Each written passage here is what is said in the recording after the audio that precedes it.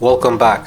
Continuing where we've left off, the model has been cleaned with isopropyl alcohol and then sprayed with Mr. Surfacer Black. I've observed that lately I've been thinning the surfacer a little more, like 1 to 1 and a quarter instead of typical 1 to 1 ratio. Next I've made some pre-shading, but instead of using pure white, I've added some Tamiya Sky. The pure Tamiya white has some weird properties. It sprays with sputtering no matter how much I thin it. I'm sure you've all noticed that there is some funny business with Tamiya white.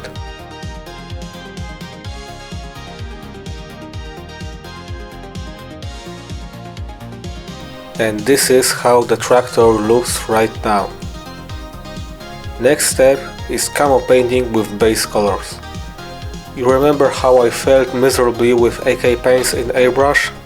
Now I am equipped with knowledge and I am perfectly capable of properly using AK paints in airbrush. The white paint though will be my downfall, as you will see in a second.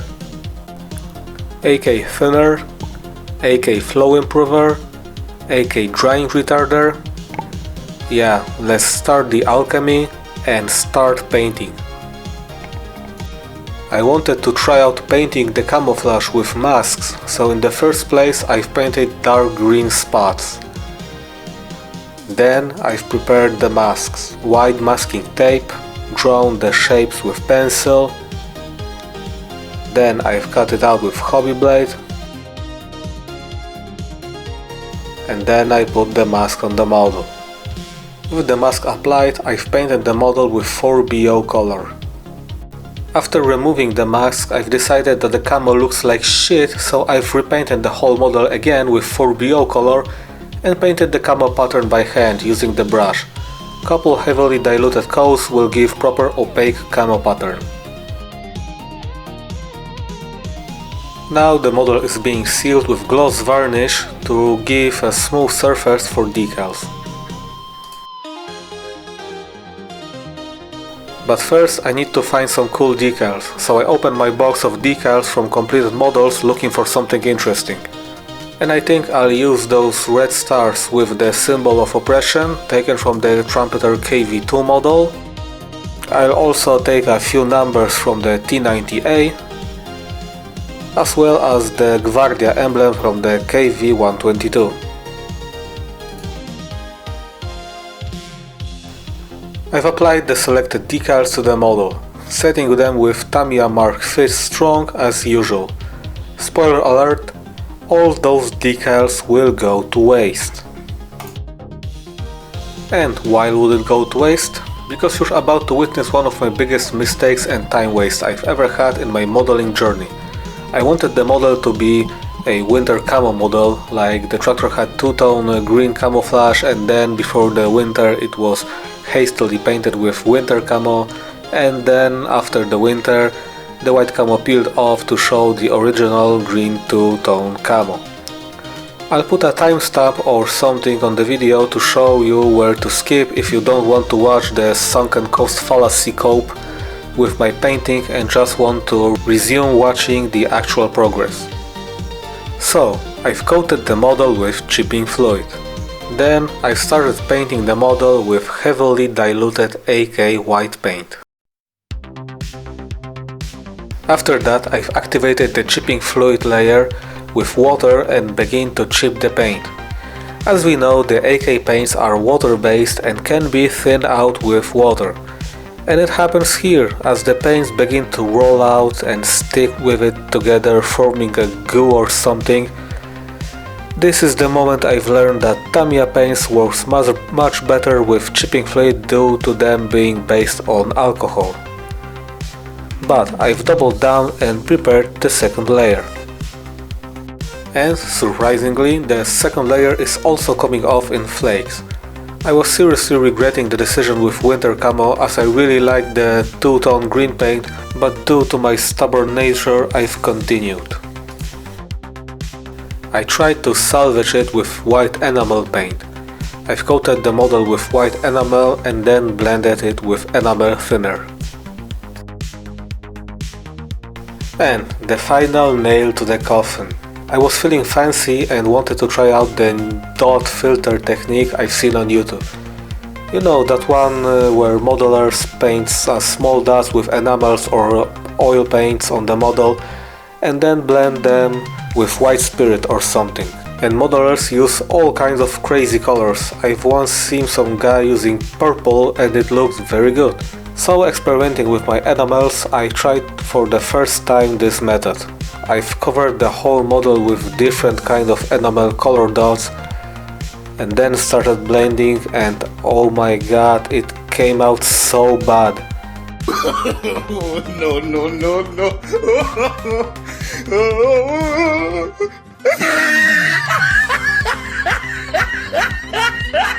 Yes, it's turquoise. I was devastated. I've had to stand up and walk around the room. I've took a photos and showed it to a couple friends to laugh at it. So I've took the whole model, stripped down all the paint back to the bare plastic, cleaned out everything, primed it all over again, pre-shaded it, painted base 4BO base color, painted the dark green camo pattern, selected new decals, applied them, and here we are, ready for the further work. We can pretend now that this whole winter camo never happened. So, after fitting the decals, I've took 4BO green paint, lighter than the base coat, and highlighted every raised detail, just as you can see here, simply touching the protruding parts. Then with the same paint, I've loaded it on the sponge, unloaded most of it on a napkin, and began to do paint chipping.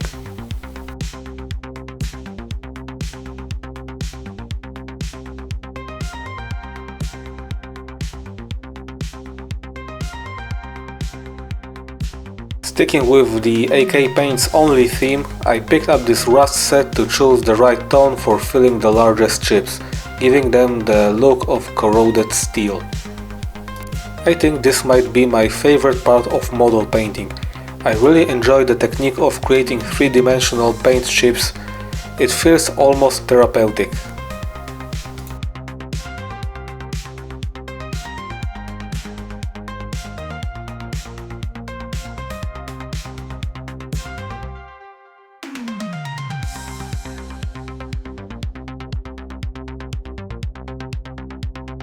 Even though it takes a lot of time, it does not feel like a chore. Maybe it's because this tractor is kinda small and I would crash out if I were to chip bigger tank. I also painted the rubber bandages on wheels. I thought it would be awful to paint, but it wasn't so bad. I also painted the wood handles for tools. First light wood coat and then I've painted some wood grain with darker color. I'll enhance the wood later with enamel paints when I'll be finished with acrylic paints.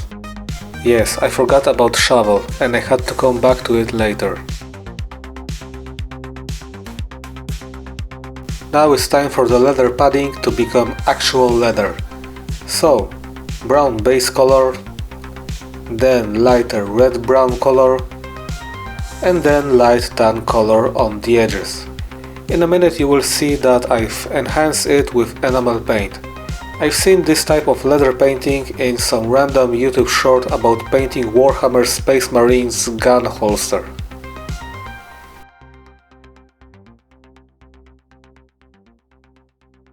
Damn, my desk is a mess. So now it's time for painting with enamels, so I've coated the whole model in gloss varnish to seal previous paint. With brown enamel paint I've painted a layer over wood handles of the tools, as well as painted the leather padding on hatch.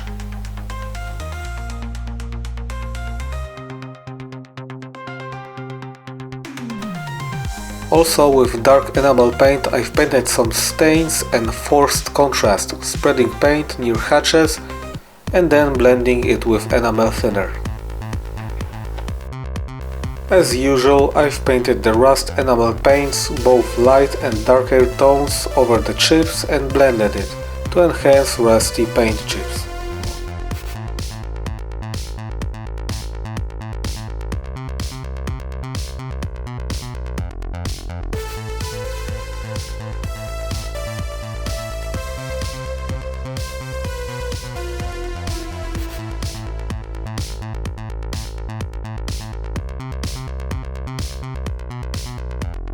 Now, quick word about this stowage. All the wooden boxes were painted in light wood-like colors. And then sealed with chipping fluid.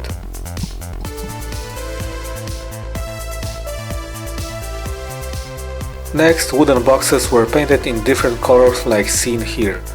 Why such bold colors like red or blue? Just to add variety and have something contrasting on the tractor. After painting, I activated the chipping fluid with water and stripped down the paint, making chipped wooden surface on boxes.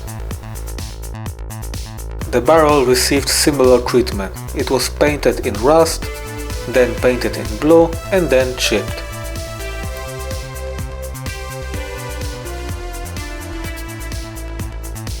In the meantime, the tractor received pin wash.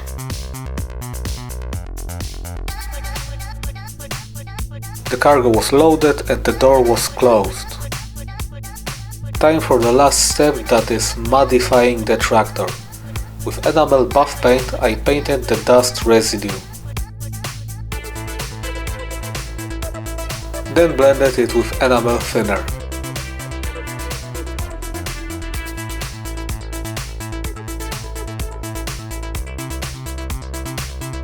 Then I took an actual matte, the diorama acrylic paste, and applied it onto the model. And then, as it's acrylic, I blended it with water. Why use such paste? Well, the model will be standing in this very matte, so it will all fit just fine.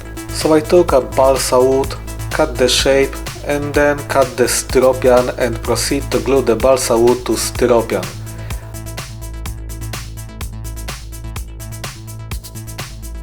I gave it a day to cure, secured with rubber bands. Then with putty I fixed all holes and then sanded the whole thing. Now it's time to paint it black. But no, I'm not that rich to waste good primer on it. I'll use this Vallejo pen that disappointed me so much in the past that it was serving me as weight for my professional tank turret painting stand.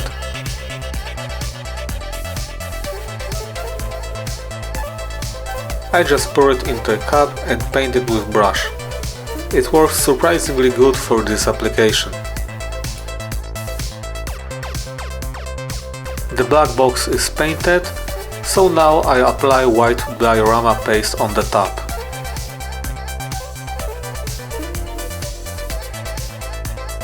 I don't fill out the middle part because it will be filled with other matte paste. The next move is to spray it down with earth. I applied it with sieve, or how some of you call it, the whole bowl. Now with the mat I used on the tractor, I'm making some kind of road in the middle.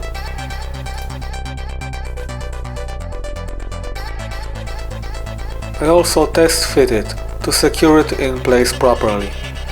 Remember the levitating wheels from the previous episode? This is how I'm gonna hide them.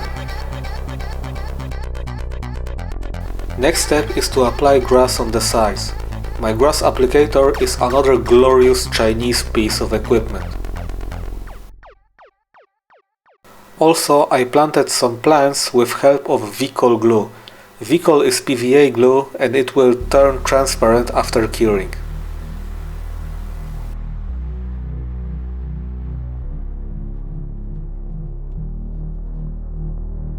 Looking quite okay, right?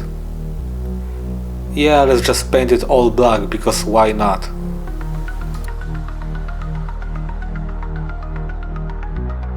But don't worry, I covered all the earth in primer just so I can paint it in earth again. So I loaded dark earth color and painted the earth around the mud road. Then I loaded dark green to paint the grass. Then I loaded brighter flat green to paint the highlights on the grass. This color is much more lively.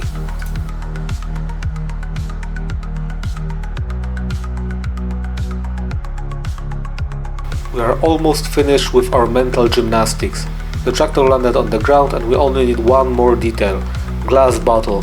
I took this AK bottles and cans set and took out one of the bottles. I painted it with clear green.